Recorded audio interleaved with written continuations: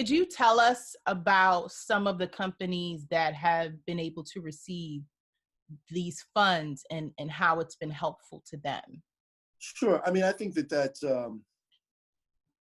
don't have any individual stories, right? But what I will say is that uh, many businesses uh, didn't receive PPP or EDIL funds for a multitude of different reasons. Most of them due to just lack of paperwork or the structure of their business.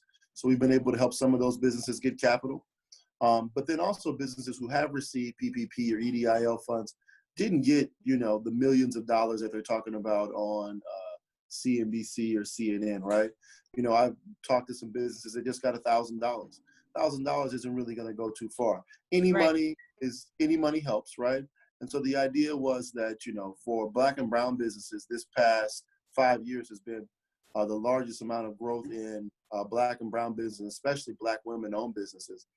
And due to this pandemic, it's said that about 60% of those businesses are on the rocks or on the ropes. And so being able to support some of those businesses to give them some breathing room. One of the things that we thought about when creating this is that there's a couple of mechanisms that kind of tell you what you can borrow or help you figure out the amount that you can borrow. And it's due to your residential or commercial rent. That idea was to be able to help businesses stay in their location for 6 months, right? We do not have some of the requirements that some of the other funds have as far as what you can use the money for, right? Okay. PPP was very payroll driven.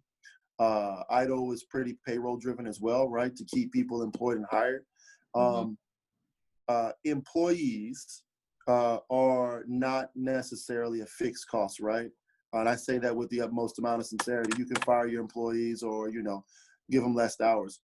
Rent is a fixed cost. Right. You can't tell the landlord, oh, I want to pay, X amount of dollars. So we wanted to be able to help those businesses stay in the locations that they're in to help them weather this storm.